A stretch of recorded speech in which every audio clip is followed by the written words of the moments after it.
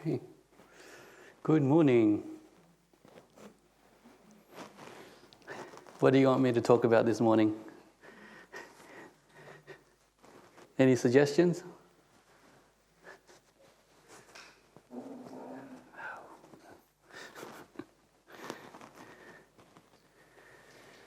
Okay.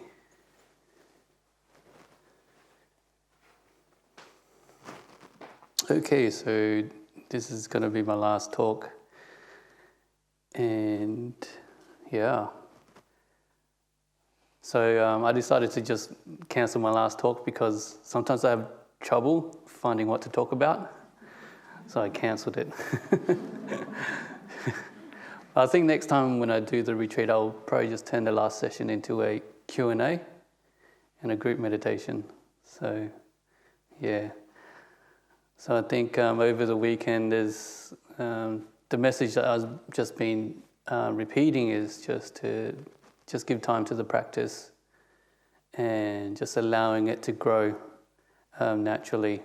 And the reason why I talk like that is because that's how I see my own practice progressing over the years. Yeah, so there is a lot of patience and just being with things and just allowing the Dhamma to be learnt through your own experience. I think as learners of the Dhamma, we can come across so many teachings. You know, you got this teacher, you got that teacher. They teach about the suttas, the 5 hindrances, the Eightfold Path, the dependent origination. You know, all these like intellectual ideas. And when we look at them as practitioners, you know, how much of an impact does it really have on our peace and stillness? I think over the years, when I do come across, you know, these teachings, they do point us in the right direction. They do give us a clarity of how to look at the mind and how things work. But I think at the end of the day, when you look at it, how does it really affect your mind? How much peace and stillness does it give? And then over the years, you know, I start to understand, yeah, you know, these teachings, they're good. You know, they keep the mind focused. They keep the mind motivated. But they don't really, like, give you the peace through the intellectual understanding.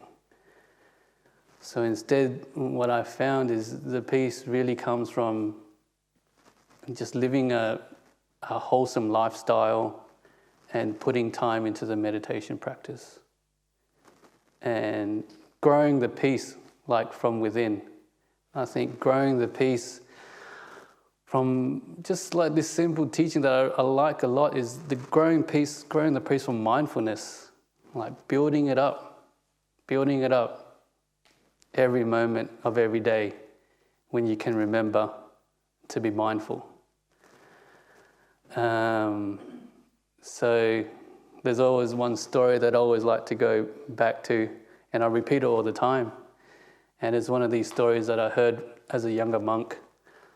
I think in Burma there was this farmer who always wanted to become a monk, but he couldn't because he had a family to look after and he had young kids to raise. So because he couldn't actually become a monk, he had to find ways to do his practice. So because he was a farmer, he just used his situation to develop the mind in whichever way he can. And when he decided to become a monk, it was later in age. I don't know how old, maybe 40 or 50 years old. He was one of these monks who practiced really well when they became a monk later in life. So what he did was he was just being really mindful when he was working. So he'll be on his tractor, and I remember one of these monks telling me, like, he'll be driving his tractor and he'll just be mindful of the movement in his hand, just like, you know, I don't know what you do with a tractor, like you got to flick a switch or something like that. So he just like placed his mindfulness there, and he just did it time and time again. And that was one of his main practices. And he just did that. And obviously he was a Buddhist, so he lived a virtuous lifestyle, keeping the 5 precepts. And then when he got his opportunity to become a monk, and he had time to meditate, because he's developed his mindfulness to a certain level, then it was easy for him to meditate deeply, to be able to, gain the attainments that you gain as a monastic. So this mindfulness is something that we can do each and every day in our lives. Just being able to bring our thoughts, bring our mind back into the moment. And even with distracting thoughts or even strong thoughts, you can always use whatever you have in the present moment, whether you're,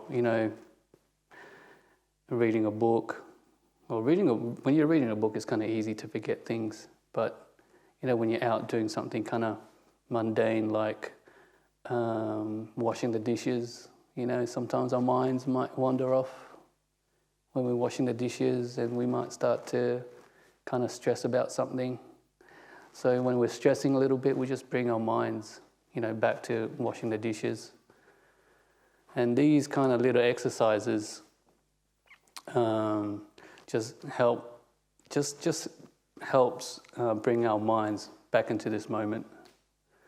And I think one of the reasons why mindfulness is a contributing factor towards the growth of the meditation is because it brings up this energy of the mind, like this brightness of the mind, to be able to just be with one thing comfortably for a long time. And this energy of the mind is something that when you it's something that when you look at the suttas, is a gradual path, and the Buddha talks about when the mind starts to have happiness, like this internal happiness. You can sort of equate that to the energies of the mind. So the energies of the mind equals happiness, and this is so when you look at the path is a gradual training, and you start from one point and then you get to the end, and the energies of the mind is something that happens sort of towards the middle of the path. So as a practitioners, this mindfulness, being in the moment, building it up, helps us get to this point where we have more energy in the mind. And I think the way it works is like I've always said before, from the beginning, is you just got to put time into it. Just one step at a time, It's not a race, it's more of a marathon.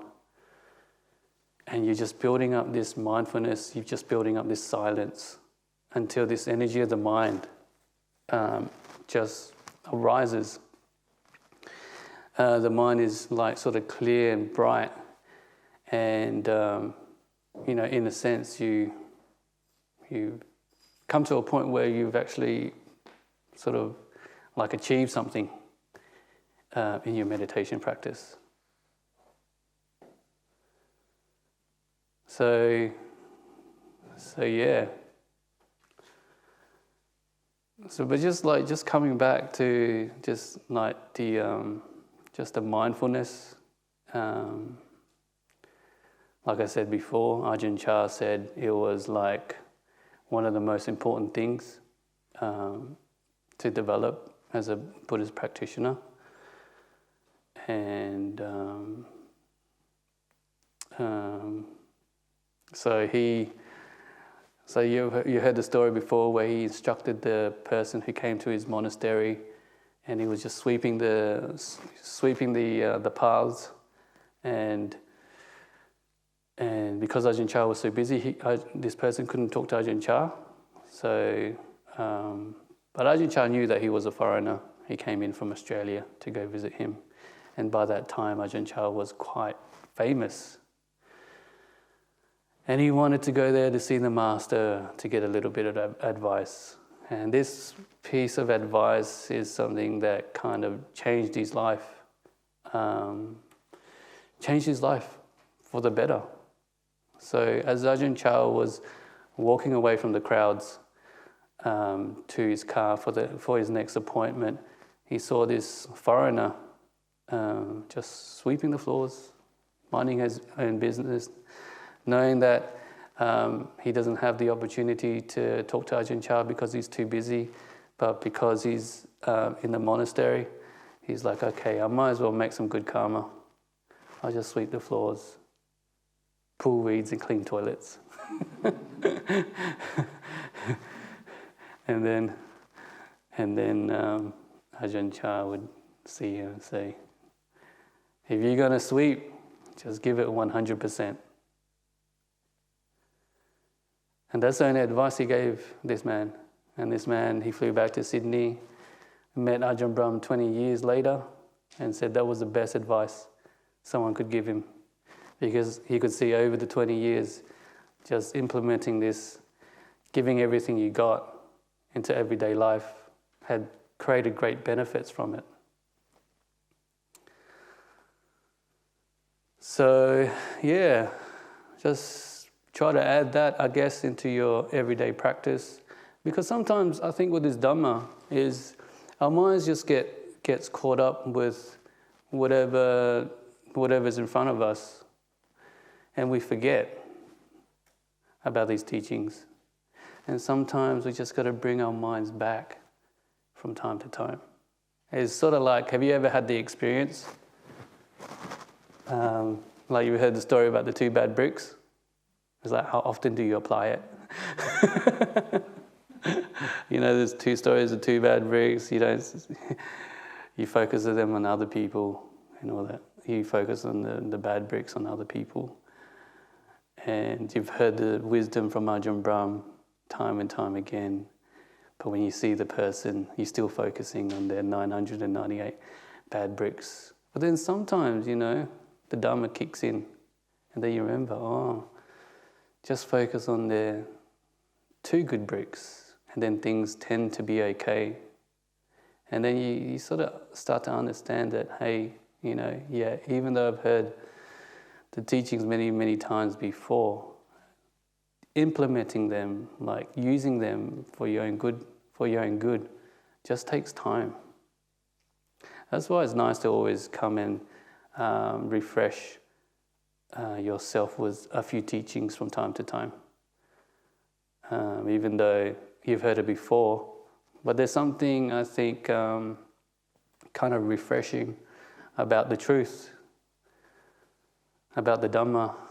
These common sense advices you can use to help you in your everyday life. And just recalling a story, just like examples, people would go and talk to these monks, and sometimes they're concerned about whether they can remember the teachings, or should they write things down, or should they record it. And then these monks will say, you don't need to record these teachings. You don't need to write them down. You just listen to them mindfully. And then your mind is sort of like a tape recorder. And then when the time comes, the wisdom will arise, or the instructions will arise. And I think too, even with our meditation practice, is sometimes when we're sitting down, we can see ourselves just just meditating the same old way. We have our way of meditating. We sit down and we say the same things to ourselves, or we don't say the same things to ourselves, and we just go along meditating in the same way. And because we're getting into this habit, our minds don't really grow. It sort of just stays there. But then from time to time, you just remember, okay, it's time to make peace, or okay, maybe it's time to watch the breath or practice a little bit of metta. And I always think people are different. So we always have different approaches to the meditation practice. And then sometimes when you think about it in this way, then we're trying to bring in the idea of the middle way, how the Buddha taught the middle way. And it's nicely illustrated by this example, when the way that Ajahn Chah would teach his monks is he'll just see this is illustrating the middle way. He'll see his monks just walking in a straight line, the middle way. But if they go off to the left, he'll push them back to the right. If they go off to the right, he'll push them back to the left. And I think that's the same with our minds. We sort of have a middle way inside our own minds. And we always tend either go left or either go right. You notice when you meditate, it's always the same-ish, because we're either left or we're either right. So then after a while, you just got to find out how to put yourself back into the middle. Whether you need a little bit more metta meditation, whether you need a little bit more just being mindful, or whether you need a little bit more of watching the breath. Yeah. See, for me, I'm a type of person that doesn't naturally incline to watching the breath. I'm more of a just sit down and be kind of still and relaxed and just watch things happen. But then over the years, I started to learn that my mind needs to watch the breath. So more and more, just coming back to that breath meditation. And when I do that, you don't do that craving for bigger and better things. You're just doing that, understanding that you're just putting causes in for the meditation to get deeper. So that's another way of looking at it as well. It's just you're putting causes. What kind of causes do you need to put in for the meditation to go deeper? But you have to be able to analyze and understand your own mind to be able to do that. Some people are more analytical, logical, and they like to watch the breath. And maybe because their minds, they're that's a bit too hard, so you got to be a little bit softer. Or sometimes you're maybe a little bit too relaxed, too easygoing, so your mind's a little bit sloppy, so you got to be a little bit more focused and just bring your mind to the breath. So those kinds of things. These are the things that we learn as we progress along the path.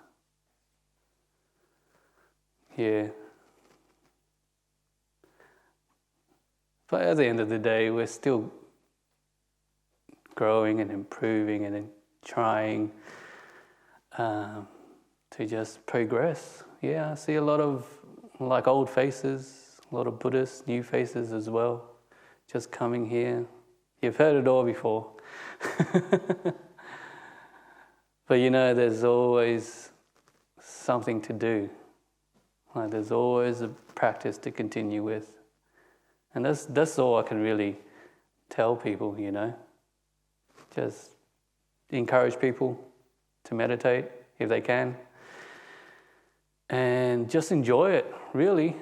It gets to the point where it just becomes just enjoyable. Yeah, just the stillness and just the wisdom that comes from it. It's sort of you get to the point where it's okay to be alone meditating, separating yourself from the world and having time for yourself and meditating and just knowing that you don't really need that much more in life. You don't need to have, there's enough support and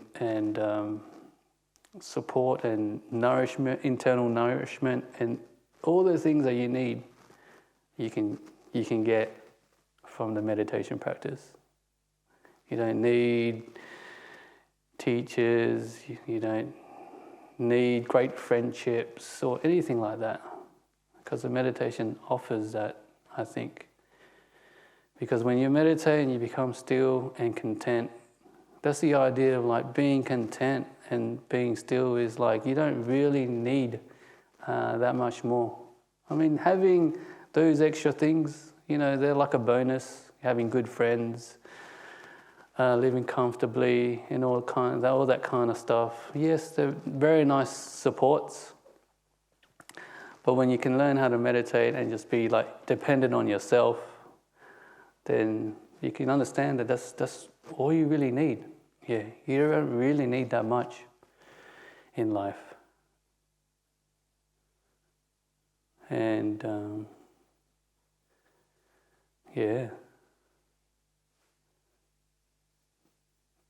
just being able to just break away from your life from time to time and just go to your inner home and just be there. And I think, I always like to share Ajahn Brahm's life with other people, and he lives a chaotic life. He's got to deal with me. He's got to deal with committees. He's got to teach. He lives with 40 people.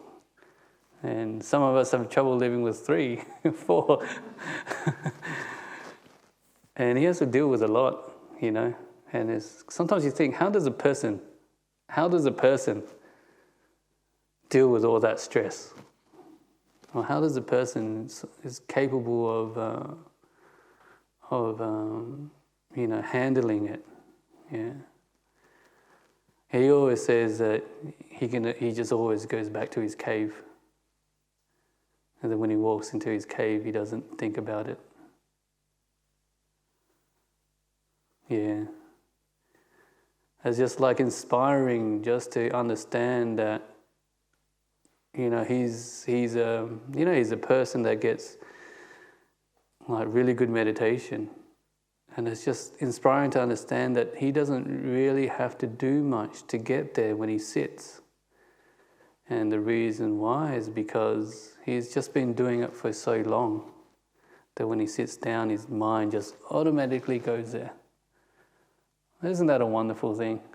It's like us, we're just meditating, we're just going through whatever we're going through. We're not quite there yet. But eventually, just through time and through practice, we'll end up getting there. But just to understand that kind of practice is possible. Just over the years of just dedicating yourself, and then in your 60s or 70s, you're able to just sit down and let go of the world. That's a nice little trait that each and every one of us can sort of develop. And even Ajahn Chah would say that as well. People would ask him, how would you prepare your mind for meditation? And he says, I don't prepare my mind. I just go and sit down. And the meditation's already there. And I think from time to time you can sort of start to see that for yourself. I think if you make real progress, the progress stays. You don't really lose it. I've heard that before from other people. Oh yeah, I come to a retreat and I meditate. It's all really good. And then when I leave, I lose it. And I'm thinking, that's not true. I think if you really make progress and you learn, there's an understanding from within that knows how to get back to that place. So whatever you learn here, you don't really lose it if it's real learning. you sort of take it with you, and then you can develop it when you're out there. Yeah, so yeah.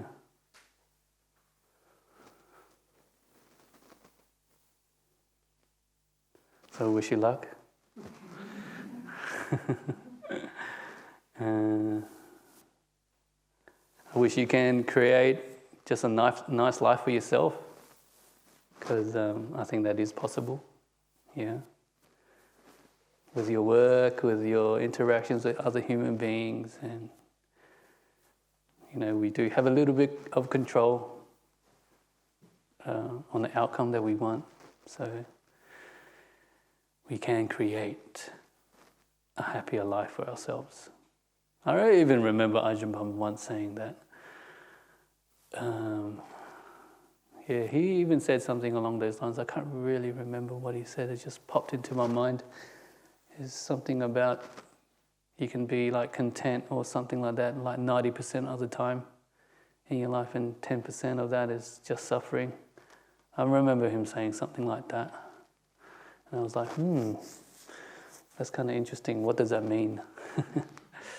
I'm still trying to figure it out. But it's just, I remember him saying once, I said, Ajahn, if you could give Buddhism, if you could use one word or something to describe Buddhism, what would it be? This was ages ago, when I was at Anagarika, which was 19 years, and I was driving him and Ajahn Brahmali somewhere. I don't know where, but it was one of those opportunities where you had time to ask the teacher questions. And Ajahn Brahmali was in the car as well. So I asked Ajahn Brahm, if you could give Buddhism, if you could describe Buddhism in one word, what would it be? And Ajahn Brahm asked Ajahn Brahmali, what would you say? And Ajahn Brahmali said, the truth. And then I asked Ajahn Brahm, what would you say? And Ajahn Brahm says, common sense-ism. I'm like, oh yeah, that makes sense. So it's just, and it's like, for me, it's like, sometimes we think, it's like this lofty goal is so hard to practice, blah, blah, blah, blah, blah, to overcome suffering, to become peaceful. But it's not. There's no special understanding that you need in your intellect. It's just a little bit of common sense, and just using your mind and your heart, and this is your gauge. The mind and the heart is your gauge. To be honest, when you're content, when you're distraught or when you're wavering. The gauge is, you have that gauge. Everybody has that gauge inside of them. And you use that gauge to work things out. And we use that gauge to develop more wholesomeness of the mind, more peace and more stillness. That's the theme that goes throughout the Buddha's teachings. It's all about this wholesomeness and unwholesomeness. And the Buddha taught about that all the time. And it's all about, not all about, but parts of it is doing away with the unwholesomeness and developing more wholesome states of mind.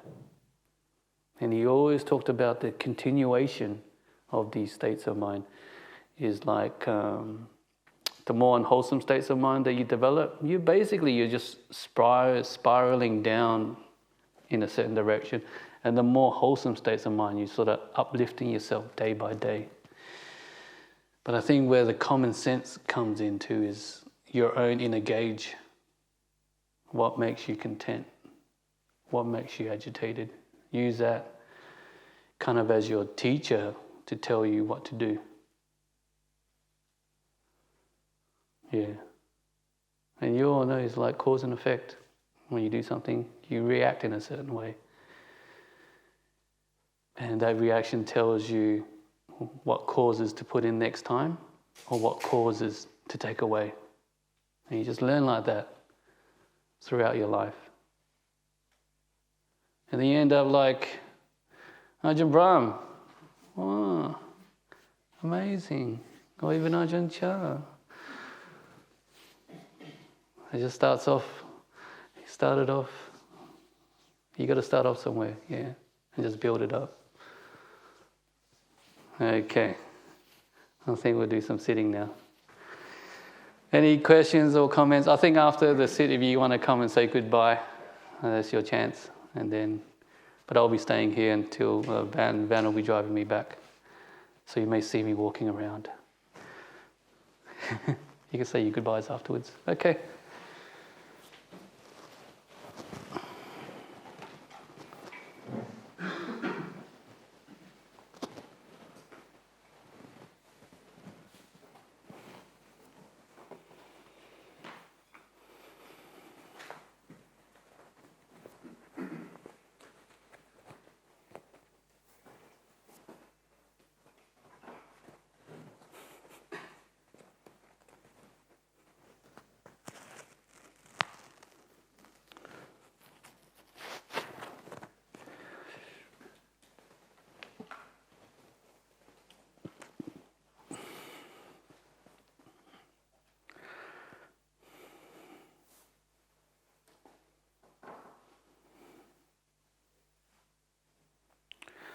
Okay, just get yourself into a comfortable position.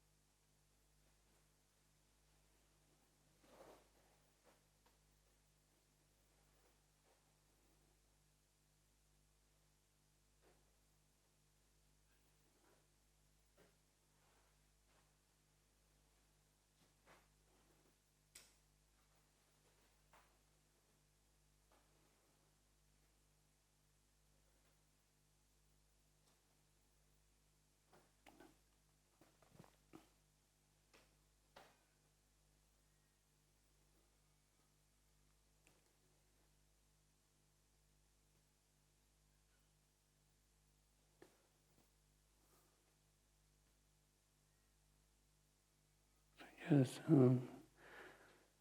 be aware of the present moment.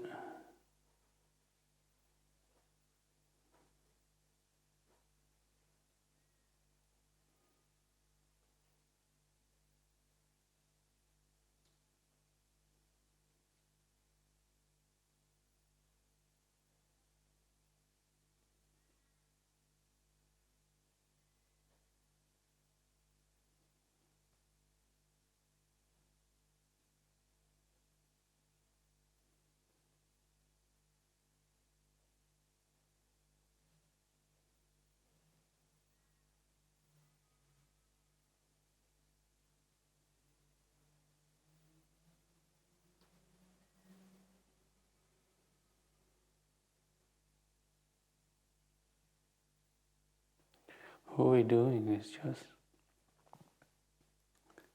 sitting down quietly, just being, just knowing.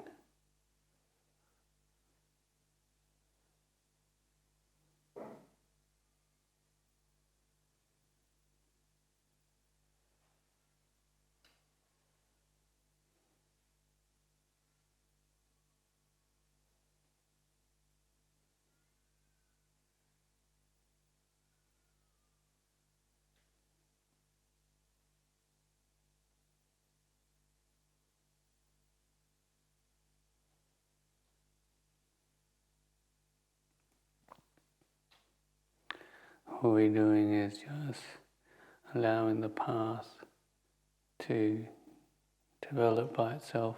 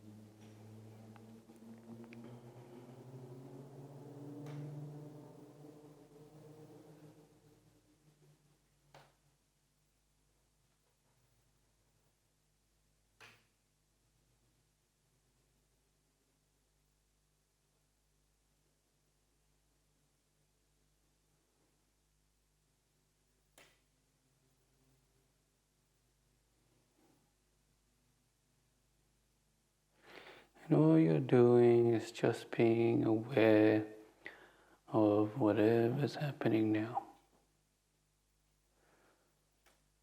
Being aware of the peace that you've developed over the weekend.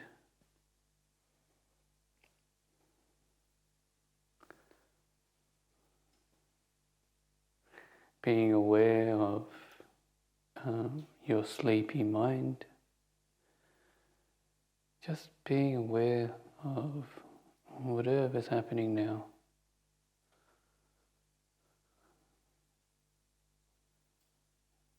Not really here to make the meditation happen, but you're allowing the meditation to happen by itself.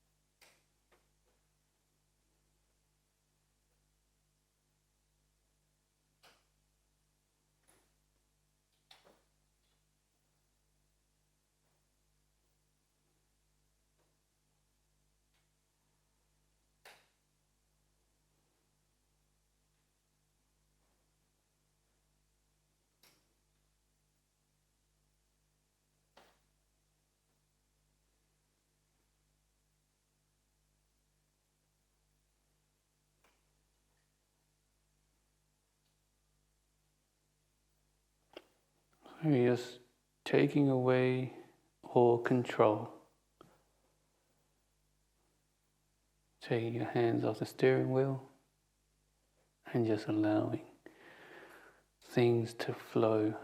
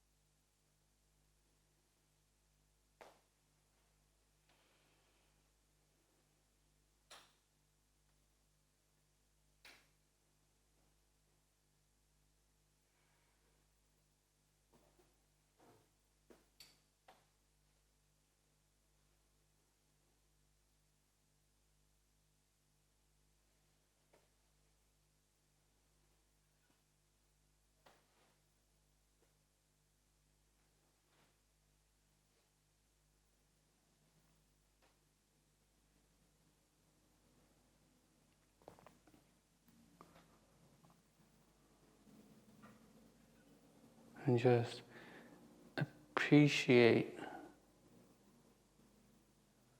the silence of the mind, understanding that it's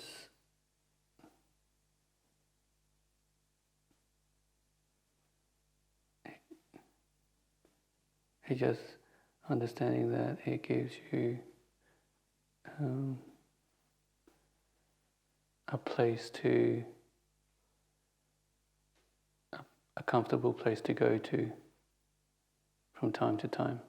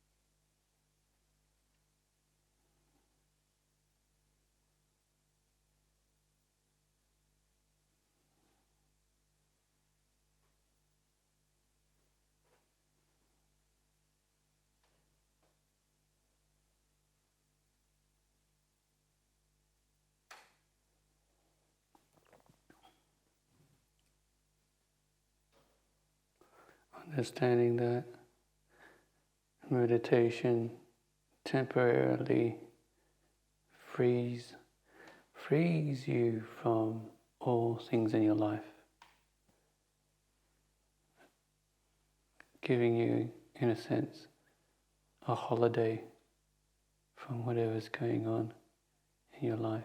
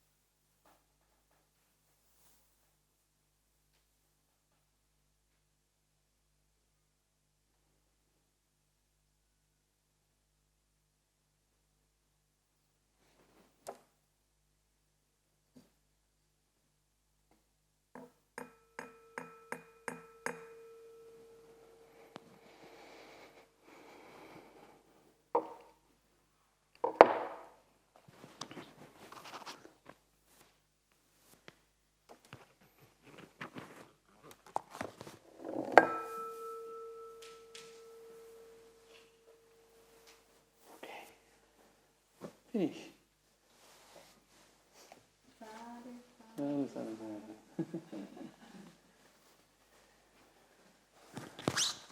Okay, we can finish up. You can come say goodbye if you like, and get ready for lunch.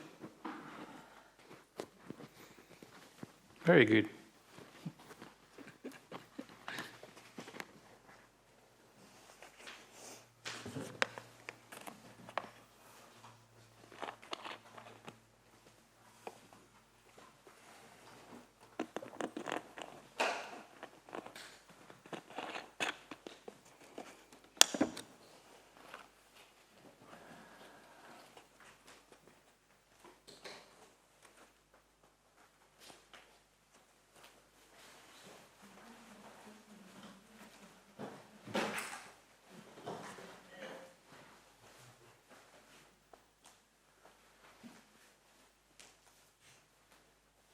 Thanks for the weekend.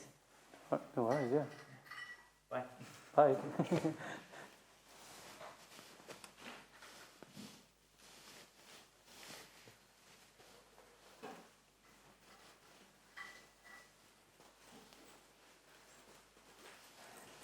Very much. I really enjoy it. Okay, that's good. Thanks for your wisdom. Okay. Thank you very much. It's been my first retreat and it's been wonderful. So. Okay, that's good.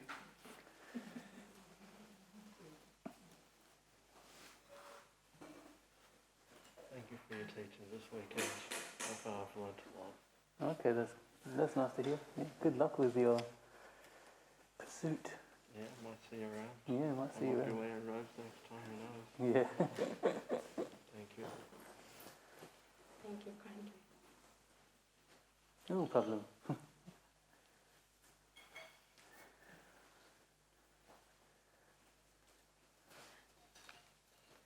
Ajahn, you finish? Yeah. And you wait for me? Yeah, wait for you. 2:30? Okay.